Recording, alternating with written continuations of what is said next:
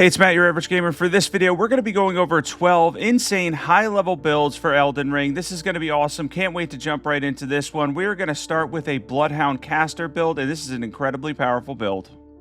Of course, all these ones are going to be because we are at a high level, which is a huge advantage for us. So for our buffs, we're using Golden Vow, Blessings of the Erdtree, and Halishaburi. We're also going to be using Scholar's Armament as well on Bloodhound's Fang, and then you can pretty much use any staff. I'm using the Staff of Loss though because I'm going to mix in Night Comet as well, but the Prince of Death staff at high levels is excellent for a lot of things.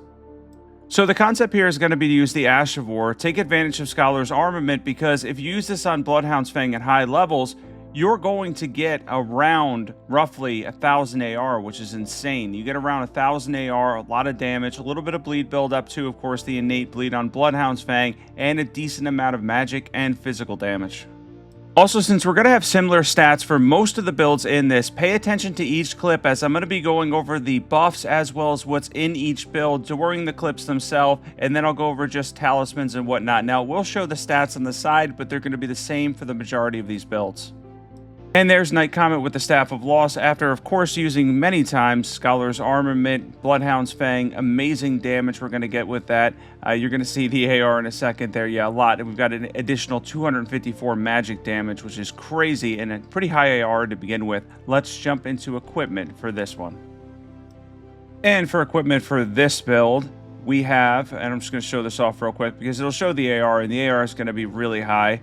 We're using the Maternal Staff here, plus 25. We have Bloodhound's Fang, plus 10. We have the Staff of Loss, plus 25. Golden Order Seal, plus 10. Amazing at high levels. Part of the Solitude set on the Shadow Militiamen Helm, Godfrey Icon, Magic Scorpion Charm, Graven Mask Talisman. We have the Shard of Alexander, and then we have the Magic Tier, Bloodsuck, and Crack Tier, and we talked about buffs and everything we're using in the build before.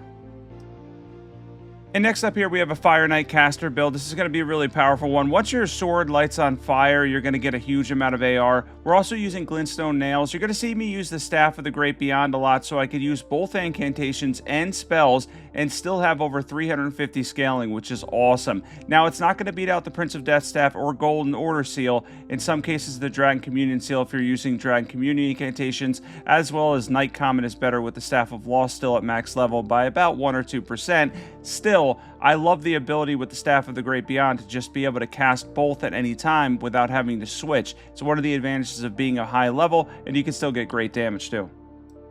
I really hope, by the way, that this is a lot of fun for you guys. If you want to see more high-level builds in the future, be sure to comment that as well. These are really fun to do for me because you have so much variety and you can kind of change them up and make them whatever you want to make them. And in this case, I made 12 very unique builds that can kind of do a lot of damage, but also be a lot of fun in general, too. That was the concept here. Let's jump into equipment. We have the Fire Knight's Flame Art Greatsword with Flame Spear, of course. We have Staff of the Great Beyond for the incantations and spells. Same armor set as last one. The Shadow Militia Helm along with the Solitude set, Shard of Alexander.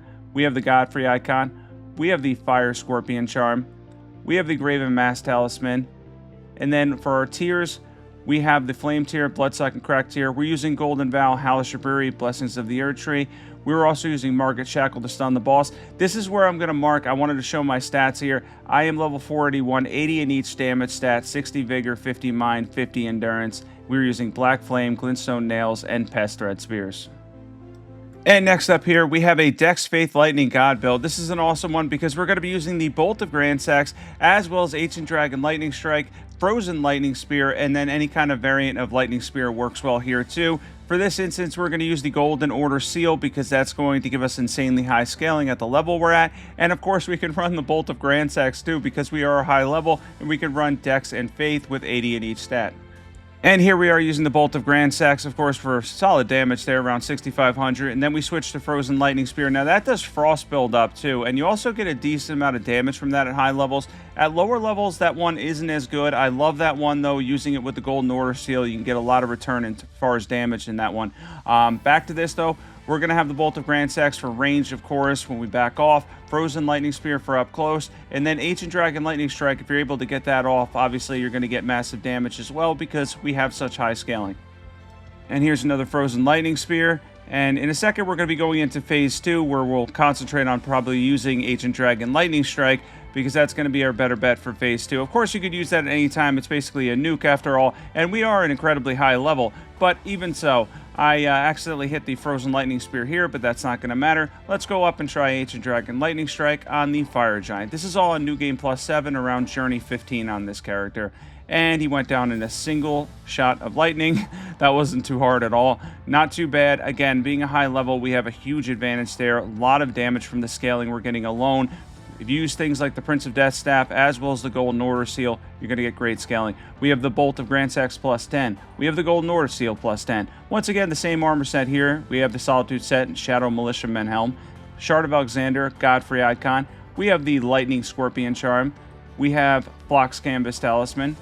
And then for our tiers on this build, we're going to be using the Lightning tier, the Bloodsucking Crack tier, and we went over our buffs, Golden Vow, Hellish Shabiri, Blessings of the Earth Tree for most of these. We'll show the stats again here one more time. Frozen Lightning Spear, Ancient Dragon Lightning Strike, and any variation of Lightning Spear. And for the next one on here, we have a Rivers of Blood and Frost build. This is going to be a combination of using Glintstone Ice Crag, I believe it's called, as well as Ronnie's Darkmoon, and Rivers of Blood. This is amazing. The stuff you can do again at high levels, you'd be surprised what you can make work at higher levels. It's truly insane. It's essentially a Fire, Frost, and Bleed caster build, which is insane. Back to this though, I really truly enjoy playing at a high level. It's awesome because you could have so much fun, a lot less worry, a lot less respecing, a lot less concentrating on one specific stat and having limitations. We have no limitations here. We can do whatever we want, and guess what? That's fun. I should state that it's actually fun for me. I don't know if that's going to be fun for everyone, but it is fun for me. I really do enjoy these. If you want to see more high-level builds, definitely, again, comment, like, share, etc. So I know to do more of these in the future if you're still playing Elden Ring, whether or not you want to see more of these builds. Otherwise, I go back to 150 because I seem to have more of an audience at that level, because I think I have PvP players that watch too, and it's always easier to do the math, you know, down than it is, up rather than down, actually the opposite of what I said. It's easier to math up and figure out what damage stats to increase, rather than if you're a PvP player, you don't want to go past 125 or 150. It's very hard to figure out if you're looking at a high level build what to do at that point. So yeah, it is more of an audience that I think I get with 150, but I do enjoy doing the high level builds as well, because they're a lot of fun in the sense of just having that freedom. You feel like you're free all the time, and you have that constant ability to do whatever you want. We have the Rivers of Blood plus 10, and then of course we have the Staff of the Great Beyond. Now the Prince of Death Staff and Golden Order Seal are going to beat that, but I love it for the ability to do both incantations and spells. Magic Scorpion Charm, Lord of Blood's Exaltation. We have the Shard of Alexander.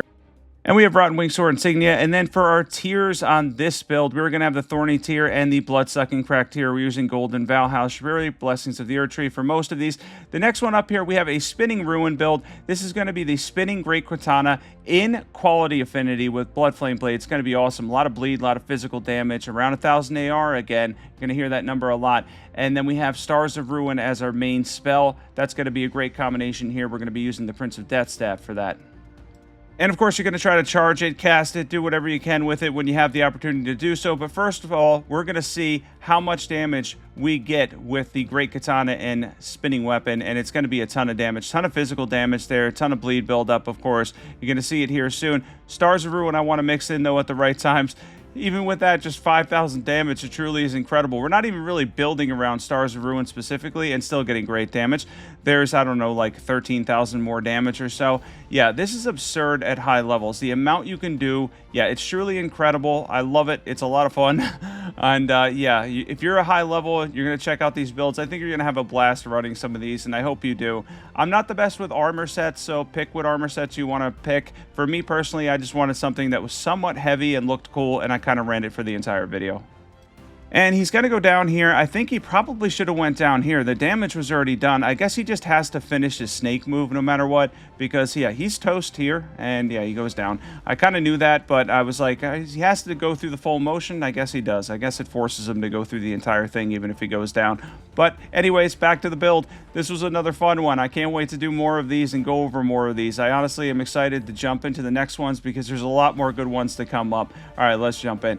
Quality Great Katana plus 25 with Spinning Weapon, using Blood Flame Blade. Prince of Death Staff plus 25. Golden Order Seal plus 10. Amazing scaling. Same armor set we've been running pretty much the entire time, 86 poise. You could use the White Mask for this build for more damage. I tried to limit that a little bit because I get kind of bored of the White Mask, and at high levels you don't need it as much. Shard of Alexander, Lord of Blood's Exaltation, Millicent's Prosthesis. We have Rotten Wing Sword Insignia. And then for our tiers, we are going to have the Thorny tier, Bloodsucking Crag tier. Of course, we're using Stars of Ruin, Blood Flame Blade, Golden Vow, Howl's Shapiri, and Blessings of the Earth Tree. And next up here, we have a super bonk build. Of course, we're going to include one for you strength users out there, or people that just like to just hammer down and hit stuff hard. This is a strength and faith one, of course, with the anvil hammer. Stat +9, but if you get to +10, I believe it's going to have around 1200 AR or so. And we're going to be focusing on this one, jump attacks, charge attacks, etc. It's all built around that rather than anything too crazy with this one. And we're just going off the amazing AR we have. Let's see how much damage we can get using Golden Vow, Howl's Shapiri, and Blessings of the Earth Tree as our 3 buffs. Nothing too crazy. Of course, our tier as well. You could use the Ash of War for good damage too, but the charged attacks with the anvil hammer going to give you amazing damage at high levels, because even at +9 we're getting around 1100 AR. Pretty insane. And of course, fire and physical damage are 2 great damage types in general. This is one you're going to want to try out if you like strength and faith at high levels. Let's jump into equipment for this one and go over everything you need to know to make a powerful anvil hammer build at high levels. Let's jump in now. And for this build, we have the Anvil Hammer +9, +10 preferably for even more damage. Staff of the Great Beyond, once again, to mix it up and give us a lot of versatility. We have the Raptor's Black Feathers and the rest of the same armor set we've been using. Two-handed Sword Talisman. We have the Axe Talisman. We have the Claw Talisman. There was no reason to do jumps. Gideon went down really quick. Shard of Alexander, Spike Crack tier, Bloodsucking Crack tier, and we're using Golden Vow, Howl's Shapiri, Blessings of the Earth Tree. We mentioned that though. Next one up here, we're going to be doing a Blasphemous Blade All Fire Easy Win build. I wanted to include this one. This is probably the only one on this list that is relatively simple and straightforward. But for anybody struggling at high levels, here's a Blasphemous Blade build for you that could do a lot of fire damage too. Alright, let's jump in, get closer to the Scorpion here and see how much damage we can get. We are breathing fire at the beginning here. Let's see how much damage we stack up there. Around 9,000 in total using Dragon Fire. That's not bad at all. Once again, we're able to do both with the Staff of Great Beyond. I love the ability to do that. And of course, we could heal back HP with the Blasphemous Blade, get a lot of damage out of that. And then we have Burno Flame. I was going to add in Glintstone Icecrag. That's why I had the Staff of Great Beyond. But unfortunately, she just didn't give me a lot of windows. Ended up taking me down 2 or 3 times. Got a little frustrated with that. I didn't want to go through this a whole bunch of times facing her because I knew I could beat her with any other method. It just didn't give me a lot of opportunities. She didn't give me a lot of windows to use both the Blasphemous Blade and Glintstone Icecrag. But I would love to run that build. If I was more skilled, I probably would have been able to do that. And it would have been a lot of fun adding in Glintstone Icecrag, Dragon Fire, Burno Flame, and the Blasphemous Blade. Once again, giving you a ton of versatility and a lot of fun. If you're using the Staff of Great Beyond, you don't even have to switch. You're getting over 350 scaling, and you're going to get great damage too. Let's jump into equipment. And we have the Blasphemous Blade +10. We have the Staff of the Great Beyond +10. We're using the same armor set we've been running pretty much for this entire video. Let's jump into the Talismans. Shard of Alexander, Talisman of the Dread, Fire Scorpion Charm, Godfrey Icon. I almost said let's jump into stats. Flame tier, Bloodsucking Crack tier, and then Golden Vow, Howl's Shapiri, Blessings of the Earth Tree again. And the next one on here, we have Rellana's Comet Azur. This is a really cool one that ended up turning out better than expected. Apparently, if you have high mind, a high amount of mind, you can run Comet Azur without having to worry about the infinite FP tier, still get amazing damage. And then, of course, we can switch back to Rellana's Twin Blades, which have huge AR too, and can give us a ton of magic damage off the beams. Let's see how much we get with our very high FP bar at around 50. We were able to stack up 18,000 damage without Terra Magica. That's pretty incredible there. And then we're going to switch back to Rellana's Twin Blades, but he's already pretty much done. And then you can get a whole bunch of damage from the beams too. This will give you 2 options to run Comet Azur and then switch back to weapons. So it's really fun being able to do that. Again, at a high level, you have the versatility to do something like that, to build around it this way. I am going to explain one thing in the equipment here. Let's jump into equipment now. We have Rellana's Twin Blades +10. We have the Prince of Death Staff +25. Golden Order Seal +10, sorry. We have the Solitude set, Shadow Militiaman Helmon. We have the Shard of Alexander. We have Rellana's Cameo. And then we have the Magic Scorpion Charm after that. Now, Comet Azur isn't chargeable. Originally, I was running Comet as well. I just didn't end up needing it. So switch back to the Graven Mass Talisman if you're running it this way, because again, Comet Azur is not chargeable. Magic tier, Bloodsucking Crack tier. Of course, once again, Golden Vow, House Shabiri, Blessings of the Earth Tree. You get the gist there.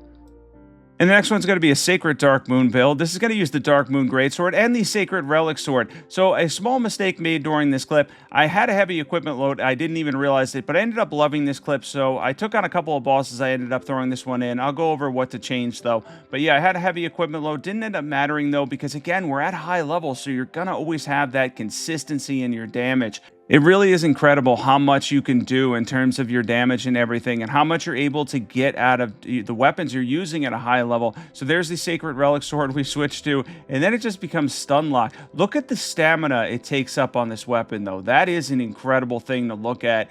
Even at a high level, even if you have an incredibly high stamina bar, this has to be one of the most stamina costly Ashes of War in the entire game. It's got to be. If you look at it, it's just incredible. Sure, it uses a lot of FP, but the stamina it uses is insane. Anyway, we're able to stun lock him because he's basically like a regular NPC, and Sacred Relic Sword destroys them. And then the Darkmoon Greatsword as well. Jump attacks, etc. You're going to get holy damage, magic damage, a little bit of frost build up. Pretty much once again, everything. A lot going on here again. Let's jump into equipment and everything you need to know. Darkmoon Greatsword plus 10. We have the Sacred Relic Sword plus 10. We have the Golden Order Seal. And then for our armor set, we have the Solitude set on again with the Shadow Militia Helm on. We are going to switch this, though, the main chest piece to the Raptor's Black Feathers. That was the concept before I started this build. That way you could do your jump attacks, and we're at a medium load. Shard of Alexander, Godfrey Icon for the Darkmoon Greatsword, Magic Scorpion Charm, Ritual Swords Talisman. We have the Holy tier, Magic tier, and then once again, you already know this, Golden Vow, House Shabiri, Blessings of the Earth Tree, and we hit 56 boys. Hope you guys are having fun during this one. If you like high-level builds, I hope you're enjoying it. Again, don't forget to like, share, subscribe, etc., and let me know what's up in terms of high-level builds in the future.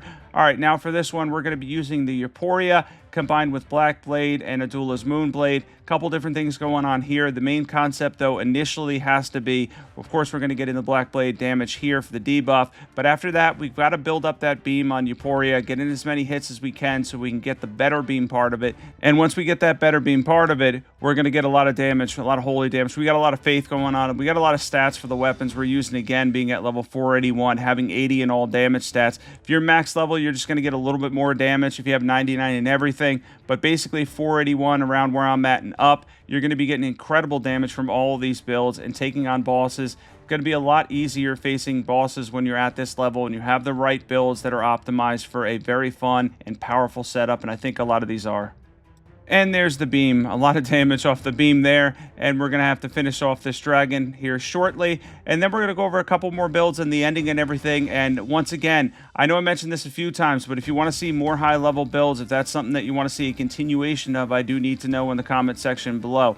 All right, so there's a Duelist Moonblade at the end. You can build up Frost with that really quickly as well. Once again, going for the Staff of Great Beyond so that we could use whatever we feel like using. It's just a convenience thing. Euporia plus 10. We have the Staff of Great Beyond, plus 10. We have the same armor set we've been running for most of this. Shard of Alexander. We have Rotten Wing Sword Insignia. And then we have the Sacred Scorpion Charm. We have the Godfrey Icon. That's going to work for different spells and stuff we're using. But originally, again, I was also going to add Comet to this build, so that can be switched as well. And then the Holy tier and Bloodsucking Crack tier. You can actually switch that other one to something like Phlox Canvas Talisman. All right, let's jump into a Ghiza's Bonk build. This is going to be a fun one that uses Bloodfiend's Arm and Ghiza's Wheel. Yeah, I don't use Ghiza's Wheel a lot. Unfortunately, this Draconic Tree Sentinel killed me twice in the process of trying to use the Ash of War, which you think would do more bleed buildup. It actually did a ton of damage, but it wasn't getting much bleed buildup at all. So instead, I went for a simple Bonk build using both, because you're going to get bleed on both these weapons. You can get a lot of poise damage too, and overall, this is going to be the better way to run this ultimately, because Ghiza's Wheel has always been a little bit of a lackluster weapon, even at high levels, and it's really hard to pull off that Ash of War. I think one of the main complaints I have with Ghiza's Wheel is the fact that the bleed buildup is very minimal. You don't get this excessive attack damage buffs, and it kind of just makes the weapon a little bit mid. But if you add it with Bloodfiend's Arm and you're using jump attacks, etc., you're going to get a lot of damage, a lot of bleed buildup. And there we took down the Draconic Tree Sentinel. not too much trouble ultimately running a build like this one. Again, being a high level makes everything so much easier. Let's jump into equipment. And we have Bloodfiend's Arm plus 25. When we have Ghiza's Wheel plus 10 preferably. We have the Dragon Communion Seal for this one. We have the White Mask, Raptor's Black Feathers, part of the Solitude set on 57 poise. Shard of Alexander, Lord of Blood's Exaltation. We have the Claw Talisman. We have Arsenal Charms plus 1 or Great Jar's Arsenal. And then we have the Greenburst Crystal Tier, Bloodsucking Crack Tier. Once again, Golden Vow, Halaster Berry, and Blessings of the Erdtree. And the next one on here we have is a build for Mohgwyn's Sacred Spear, but really just a build for Mohg. This is kind of one I just had fun with and had to throw in here. Now, it does use a lot of what he likes to use, so he doesn't really use Swarm of Flies, but it's kind of built around the Blood Flame type stuff and Mohgwyn's Sacred Spear. Check out Mohgwyn's Sacred Spear, though. You're going to want to see this at high levels. It really does go back to like its pre-nerf damage. It's incredible because we have 80 Arcane here. Let's see how much damage we get. Yeah, you could see it stack up there. 24,000 damage. Took out both of them. We weren't able to get any additional damage. Sometimes you can after they go down. We're going to have to face them again. We'll try a couple different things here, but ultimately, Mohgwyn's Sacred Spear, some serious damage there. And, of course, we have the Godskin Apostle going towards us. We're going to be using Swarm of Flies here to try to get in some damage and whatnot. And we're able to chew up his HP pretty well. Probably get a Blood proc here soon. I wanted to add in Blood Flame Talons as well. It's a little bit hard for me to use, though, in time. It is fun to use, ultimately, though. And, of course, with that, I believe you get Bleed Build Up and Fire damage as well. And then finish them off with Mohgwyn's Sacred Spear because, frankly, it wasn't going to be that hard to in the end because this does an incredible amount of damage at high levels. It truly is a broken weapon, again, once you get to higher levels with Mohgwyn's Sacred Spear. This didn't actually make it on any of my recent top lists because of the nerf for it. It really wasn't as good at lower levels, but apparently if you hit 80 Arcane, you're going to get massive damage. Let's jump into equipment. We have Mohgwyn's Sacred Spear plus 10. We have the Dragon Communion Seal, of course. We have the White Mass and part of pretty much all of the Solitude set on, so good defense here in poise. Shard of Alexander, Lord of Blood's Exaltation, Fire Scorpion Charm, Phlox Canvas Talisman for our incantations. We have the Flame Tier, Bloodsucking Crack Tier. We're using Sleeping Pots there to stun the Godskin duo. I want to show this clip real quick just to show you how broken this weapon is. Check this out. All right, so we're going to go under this incredibly tough Crucible Knight and see how much damage we can get. And yeah, he's bleed immune. Keep that in mind this entire time. This is a boss, a mini boss essentially, that is bleed immune. And check this out, the amount of damage we're able to get. He's going to come back over here. We're going to get the final one. But 2 uses of the Ash of War on New Game Plus 7 takes that tough one down. Thanks for watching this one. I hope you enjoyed my top 12 fun and overpowered high-level builds in Elden Ring. These are awesome builds for Elden Ring. They're gonna do a lot of damage. You're gonna have a lot of consistency with these builds as well. Be sure to sub. Don't forget to subscribe. Hit the like button and share if you want to see more high-level builds. And also, if you have any build requests, put them in the comment section below too. And let me know what games you're currently playing because I'm curious about that as well. Catch you in the next vid.